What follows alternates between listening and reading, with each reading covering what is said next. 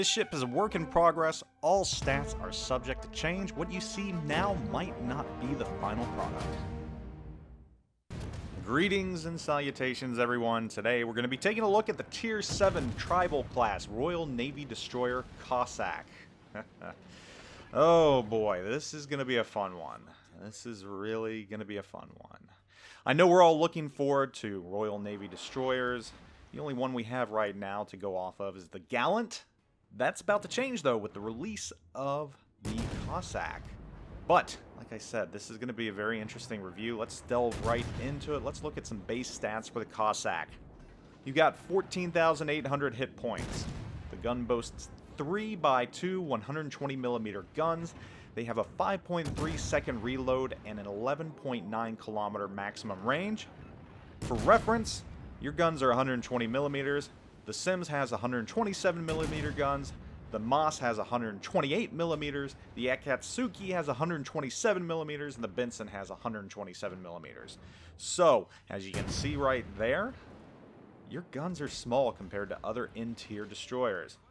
You do have a secondary gun with 4.5 kilometer range. Wait, what? You have secondaries? Yeah, that's right, this destroyer has secondaries, which I find somewhat laughable.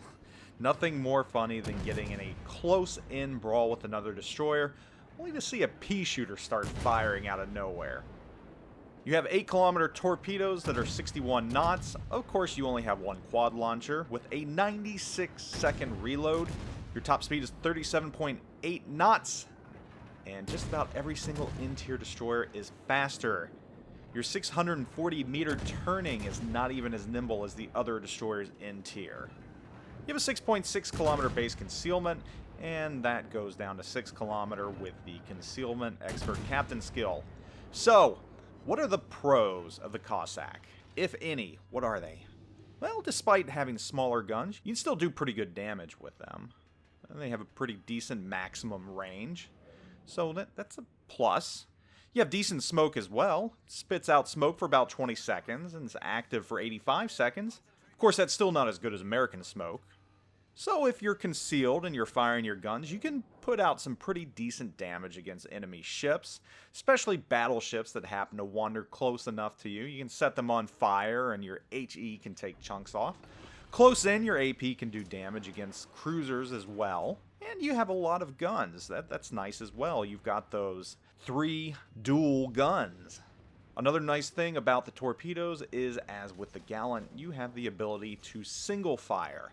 That is unique to Royal Navy ships. Of course, their cruisers can do that as well. Those are the pros, and that was kind of a stretch. Let's talk about the cons of this ship.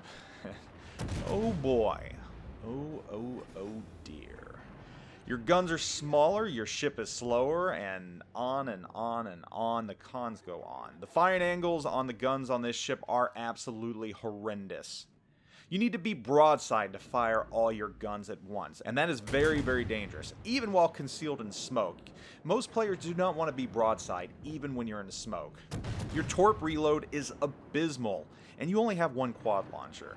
So yeah, you can spew out those single fire torps, but they're only good for 8 kilometers, and 61 knots isn't the fastest in the world.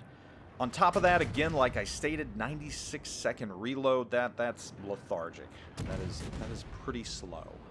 This ship lags behind each one of its counterparts in almost every single aspect.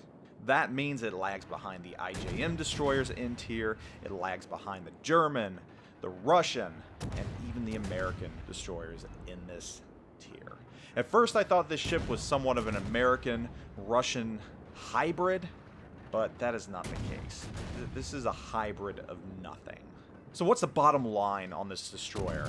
You will get outgunned by most other N-tier destroyers. You will get outmaneuvered by most other N-tier destroyers. You will get out-torpedoed by most N-tier destroyers. And it only gets worse going up against higher-tier destroyers.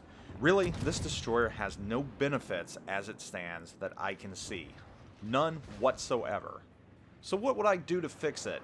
I don't want to leave this ship hanging, and I know Wargaming has to do something to this destroyer. I know they're not going to throw it out there as is. That would just be ridiculous, especially with the previews coming out on this ship.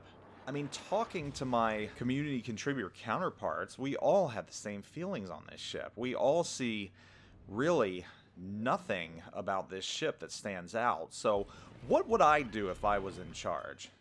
Well, for me, I think I would shave 1 second off the gun reload and give it torque reload booster. At 5.3 seconds, these guns are slow.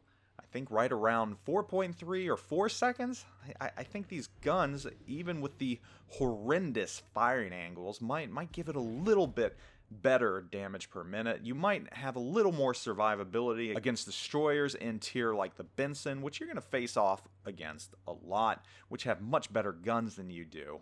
I think lowering the reload would go a long way to help this ship. On top of this, I'd also give this ship torpedo reload booster. Your torps are abysmal. I mean, the torpedoes as they stand aren't abysmal. You do decent damage with them, and they've got somewhat okay range, but that 96-second torpedo reload just kills them. You're not a torpedo boat, and with the guns as they stand and the horrible firing angles, you're not even a gunboat. You're just some destroyer that's out there trying to survive. So shaving off 1 second of the gun reload and giving it a torque reload booster, I think would make it somewhat more comparable to a ship like the Akazuki, which is a tier 8 destroyer and one that many people are fond of. Overall, as it stands, this work in progress still has a lot of work to be done on it. In its current form, I cannot recommend it for anything other than being a port queen.